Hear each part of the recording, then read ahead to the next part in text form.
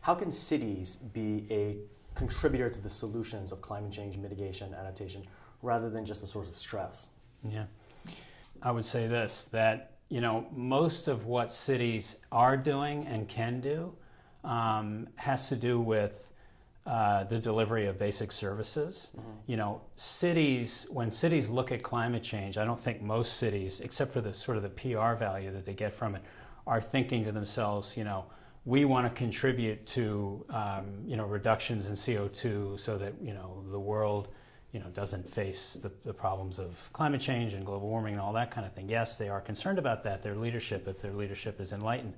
But really what they're looking at is how can they deliver services more effectively to their citizens. So that's looking at things like transportation and better mass transit, getting cars off the road, which obviously has implications, positive implications for climate change mitigation. They're looking at things related to other areas of energy use, like buildings are a huge area of energy consumption for cities. So they're looking at things like more efficient lighting, more efficient heating and cooling. And again, those have very positive implications for climate change mitigation, but that's not necessarily the primary motivation. Right.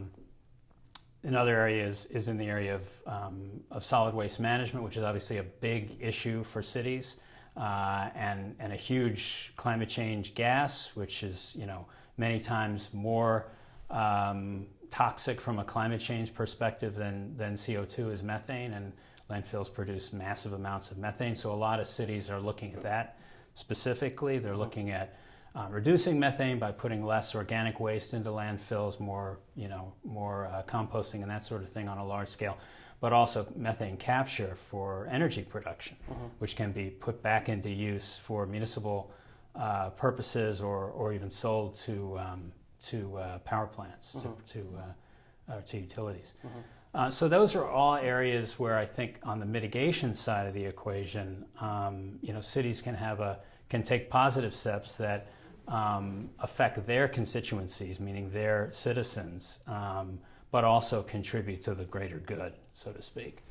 On the adaptation side, things are really sort of just starting to develop in a serious way, I would say, and the picture is much less clear because you don't necessarily have those same kind of linear relationships between delivery of basic services and climate change the way that you do on the mitigation side of the house.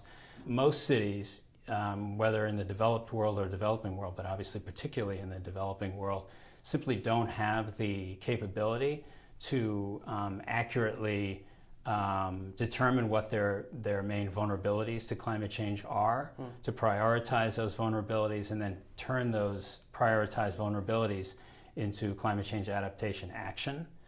And even to the extent that they can do that on paper, making that happen in terms of integrating those prioritized climate change adaptation actions into a comprehensive planning process, for example, which is the way most cities operate. And then getting funding for those activities, that's a huge challenge. The other thing that's important to keep in mind is that cities, a city is a political jurisdiction, right? But cities are obviously impacted by what goes on in the geography that surrounds them, right? So if if it's a coastal city with upland areas in its hinterlands, and it's impacted by floods that come out of mountains, or it's impacted by sea level rise or storm surge or other things. I mean, those things have to be taken into consideration. So sometimes doing that kind of vulnerability assessment makes more sense to be done on a regional basis rather than on a purely municipal basis. But whatever the geographic scale, doing accurate and thorough vulnerability assessment is really critical to that planning process, because you really have to have the evidence base before you can do anything meaningful. Otherwise, you really are just sort of feeling your way in the dark.